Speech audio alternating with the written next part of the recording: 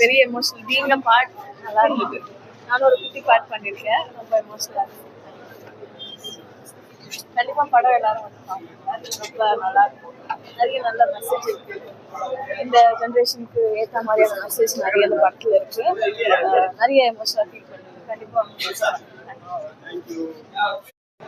படம் அருமையா இருக்கு ப்ரோ. குழந்தைகளோட வந்து பார்க்கக்கூடிய படம். படத்துல அவரே சொன்னாரு, படம் வந்து எப்படி சொல்றது, இது ரொம்ப சாதாரணமான படம் சொன்னாரு. நீங்க படத்தை பார்த்துட்டு நீங்க முடிவு பண்ணுங்க. படம் பாத்துறீங்களா? போய் பாருங்க. டிக்கெட் தரேன் போறீங்க, பாக்குறீங்களா? நான் போட்டு தரேன், பாக்குறீங்களா? தலைவன் படத்தை பாருங்க, படம் அருமையா இருக்குது. நாங்க வந்து சாதாரண நடிச்சல் கிடையாது. படம் ஓடுது ஓடல, கலெக்ஷன்லாம் எனக்கு ஜஸ்ட் நம்பர் தான். எங்க அண்ணனுக்கே ஜஸ்ட் நம்பர் தான். இன்னைக்கு பல பேர் எங்களுக்கு கருத்து சொல்லிட்டு இருக்கிறான். பல பேர் காரி தூக்குறதான் வெளியே இருந்து பேசுறான். அவன் இல்ல, எங்க தகுதிக்கு எவனுமே வரவே முடியாது. இங்க நாங்க தான். அதாவது இதுனா நாங்க மட்டும்தான் சொல்ல, நாங்க தான் பல பேருக்கு. நான் இத்தனை வருஷத்துல நான் ரொம்ப எப்படி சொல்றது, உங்களுக்கு நான் வந்து பயங்கரமான தனுசு ரசிகர். ஓகேவா? அதை புரிய வைக்கணும்னா இப்படிதான் புரிய வைக்கணும். ஓகேங்களா? நான் அந்த மாதிரி தனுசு ரசிகர். ஓகேவா?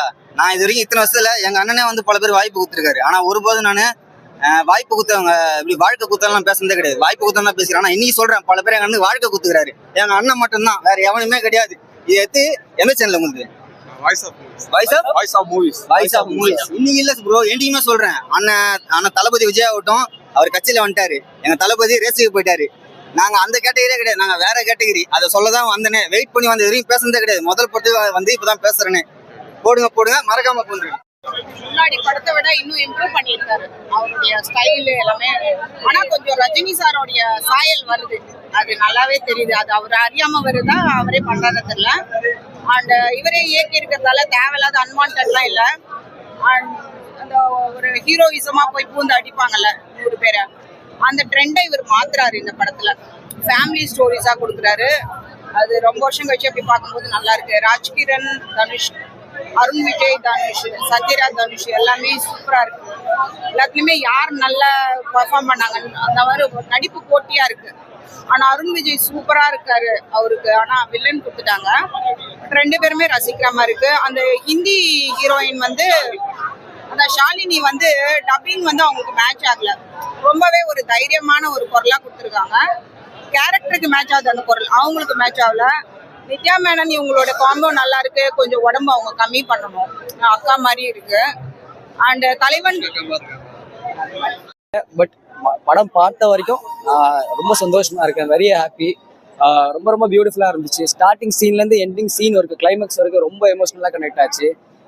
பேரண்ட்ஸ் ஆகட்டும், பேரண்ட்ஸ் பற்றி பியூட்டிஃபுல்லாக அழகாக எடுத்து சொல்லியிருக்காங்க. என்ன கஷ்டம் வந்தாலும் சரி, உன் பேரண்ட்ஸ் மட்டும் தான் உனக்காக வருவாங்கன்றது பியூட்டிஃபுல்லாக சொல்லியிருக்காங்க.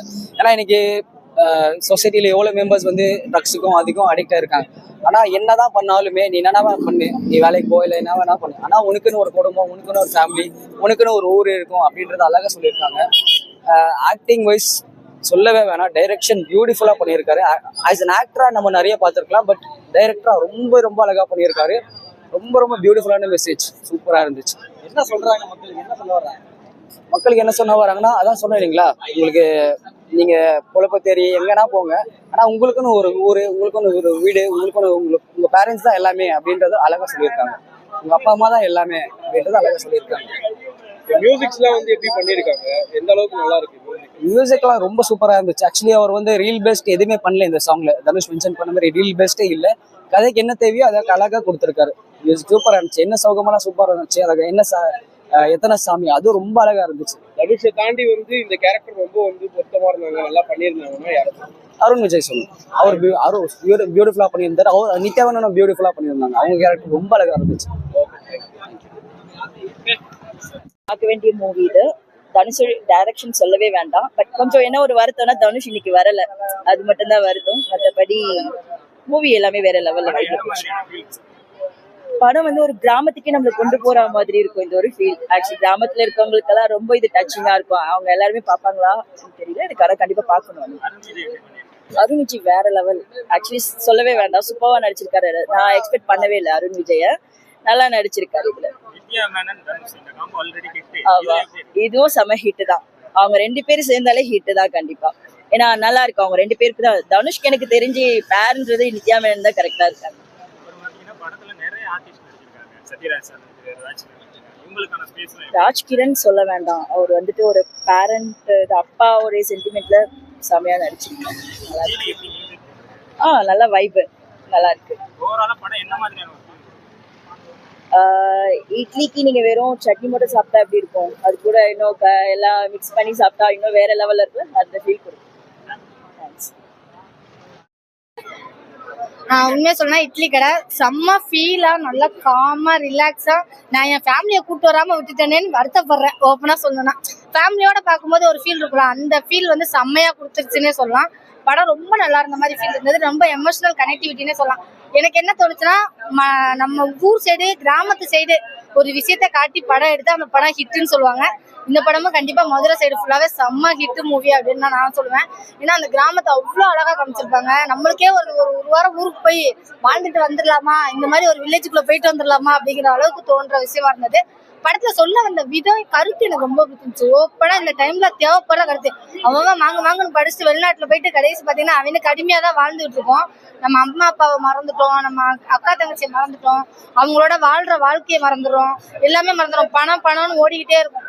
ஆனா நீ ஊர்ல மண்ணுல 10 ரூபாய் சம்பாரிச்சு வாழ்ற வாழ்க்கை வந்து வேற எதுலையுமே வராதுங்கிறத ரொம்ப தெளிவா காமிச்சிருந்தாங்க. சூப்பரா இருந்த மாதிரி இருந்தது. தனுஷோட பர்ஃபார்மன்ஸ் வேற லெவல்ல இருந்தது. ஓப்பனா சொன்னா இன்னொருத்தவங்க முக்கியமா சொல்லணும், ஜிவி பிரகாஷ் சாரோட மியூசிக் ரொம்ப தேங்க்ஸ் சொல்லணும்னு நினைச்சிட்டு இருக்கேன். ஏன்னா ரொம்ப வருஷம் ஆச்சு நம்ம அந்த கருப்பசாமி சாங், அந்த வைப்பு, அந்த மியூசிக் பார்த்தீங்கன்னு வச்சுக்கோங்களேன், எவ்வளவு பெரிய ஆளா இருந்தாலும் டான்ஸ் ஆட வைக்கும். அந்த மியூசிக்கை ரொம்ப வருஷம் கழிச்சு நம்ம ஸ்க்ரீன்ல பார்த்த மாதிரி இருந்தது. ஏன்னா ஃபுல்லா வெஸ்டர்னா கேட்டு நம்ம மியூசிக்கே மறந்துட்டோம். நம்மளோட ஒரிஜினல் மியூசிக்கை வந்து நான் உண்மையிலே ஸ்க்ரீன்ல பார்த்த ஃபீல் இருந்தது. அந்த ஒரு கோயில வச்சுட்டு ஒரு சாமியார் ஒரு பாட்டு பாடிட்டே இருப்பாரு நைட் டைம்ல, அந்த ஒரு இதெல்லாம் இருக்கு பாத்தீங்களா, அதெல்லாம் சூப்பரா இருந்தது. வில்லேஜ் சைட்ல இருக்கவங்க யாரும் என்னைக்கு யாரையும் விட்டு கொடுக்க மாட்டாங்கன்னு சொன்ன விதம் ரொம்ப நல்லா இருந்தது உண்மையிலே. ரெண்டாவது ஹீரோனி ஆக்டிங் வேற லெவல். உண்மையிலே அது வந்து வில்லேஜ் பொண்ணான்னு ஒரு டவுட் வேற வந்துருச்சு. மதுரைக்கார பசங்க எல்லாம் பாத்தீங்கன்னா நம்ம வீட்டு பிள்ளைதான் பழுக்கோன்னு சொல்லி தூக்கிட்டே போயிடுவாங்க. அந்த அளவுக்கு ஒரிஜினலா நான் நம்ப ஆரம்பிச்சிட்டேன், இது ஊர்க்கார பிள்ளைதான் அப்படிங்கிற அளவுக்கு. ஏன்னா அந்த கனகாமரம் வைக்கிற ஸ்டைல் பாத்தீங்கன்னா ஊர் சைட்ல இருக்க பிள்ளைங்கிட்ட மட்டும்தான் அந்த ஒரு ஸ்டைல் ஒன்று வரும். அது அப்படியே ரியாலிட்டியா கொடுத்துருந்தது. படம் முழுக்கவே சூப்பரா இருந்த மாதிரி இருந்தது. ரொம்ப நல்லா இருந்தது படம், உண்மையிலே ரொம்ப நல்லா இருந்தது. ஃபர்ஸ்ட் ஒரு 10 மினிட்ஸ் கொஞ்சம் ஸ்லோவா போற மாதிரி இருக்கும், அதை தாண்டி படம் சூப்பர்னே சொல்லலாம். 41 பேர்த்த இழந்துட்டு நிக்கிறோம். வேணாம், நம்ம எல்லாத்தையும் தூக்கிடுவோம், கட் பண்ணிட்டா. கொஞ்ச நாள் இட்லி கடை மாதம்பட்டியும் கிடையாது, எந்த இதுவும் கிடையாது. அதான்ப்பா, இந்த வார்த்தைக்கு மேல எல்லாம் வேற வார்த்தையே வராது. சரி, ஓகே, போயிட்டுறேன். எப்பா, அதாவது அகிம்சையே சிறந்த ஆயுதம், ஓகேவா? அத வந்து சிவனேசன் அப்பா இட்லி கடை வச்சு நடத்துற அப்பா சொல்லிட்டு, வேணாஞ்சாமி நீ வீட்டுக்கு வாசாமின்னு சொல்றாரு. அங்க வந்து வெளிநாட்டுல வேலை பாக்குறாரு எங்க அண்ணன் தனுசு, ஓகேவா? திரும்பி வந்து பார்த்தா அம்மா அப்பாவே 2 பேரும் செத்து போயிடுறாங்க. அப்ப அங்க என்ன இருக்கும்? அவர் பிறந்து வளர்ந்ததுல இருந்து அந்த வீடு சுத்தியே நினைவு இருக்குது. ஆனா நமக்குன்னு நம்ம ஒரு 10 காசு சம்பாதிக்கிறோம், யாருக்காக சம்பாதிக்கிறோம்? அந்த குடும்பமே போயிருது இல்லையா? அதை இழந்து தவிக்கிறாருப்பா, தவிப்பு. அதுதான் இந்த இட்லி கடை. கண்டிப்பா நம்ம எல்லாரும் குலசாமியை கும்பிடணும். நீங்களா இருந்தாலும் சரி, நானா இருந்தாலும் சரி, அந்த குலசாமி கும்பிடுற இடத்துலதான் நம்ம தாத்தா பூட்ட நமக்கு ஏதாவது ஒரு ஆபத்து வந்துச்சுன்னா நம்மளை வந்து காப்பாத்துவான். எது வேணாலும் இன்னைக்கு தமிழ்நாட்டுல நடக்குது இல்லையா, அதையெல்லாம் காப்பாத்த வரணும்னா நம்ம குலசாமிய கும்பிடுங்க அப்படின்ற ஒரு கண்டென்ட்டையும் வச்சிருக்காங்க, ஓகேவா? மனிதன் இப்படித்தான் வாழணும், தகுதிக்கு மீறி ஆசைப்பட்டா நீ என்னென்ன துன்பத்தை அனுபவிப்ப அப்படின்றதையும் வந்து காட்டியிருக்காங்க. அதை விட எங்க பார்த்திப்பாங்க விவேகமான போலீஸ்காரரா, அண்ணே உங்களை மாதிரியே தமிழ்நாட்டுல போலீஸ்காரர் இருக்கணும்னு அப்படின்ற மாதிரி சூப்பரா அந்த ஊரையே சேர்த்து காத்து வைக்கிற போலீஸ்காரரா பார்த்திபன் நடிச்சிருக்காரு. காயலையும் தூக்கிட்டான், கடையும் தூக்கிட்டான், இவனை அடிச்சா ஜெயில போட்டுட்டு தான் நம்ம போகணும்னு அவரு வந்து ஒரு பக்கம் புலம்புறாரு. அது கடைசியா வந்து அவர்கிட்ட தான் படம் முடியுது. ஏண்டா அங்க போனா அவன் அடிக்கிறான், இங்க வந்தா கிராமத்துல நீ அடிக்கிற, நான் எங்க தாண்டா போறது? ஏண்டா உனக்கு இவ்வளவு வன்மம்? எதுக்குடா அந்த பசு மேல போய் உனக்கு இவ்வளவு வன்மம் அப்படின்னு அந்த கன்றுக்குட்டிய வந்து சிவத்தை வந்து காப்பாத்துறாரு என் தரும ராசா, தென்னாடுடைய சிவன், என் தனுசு, ஓகேவா? சூப்பரா பண்ணிருக்க தனுசு. ராயனை விட இதை தூக்கி சாப்பிட்ட தனுசு. ராயன்ல பாஸ்ட் புட்டு அது நம்ம உடம்புக்கு ஒத்துக்கு வராது. இட்லி தான் நம்ம உடம்புக்கு நல்லா இருக்கும் அப்படின்னு கொடுத்துருக்கியா சாமி சாமி உன் அண்ணனை போய் பாரு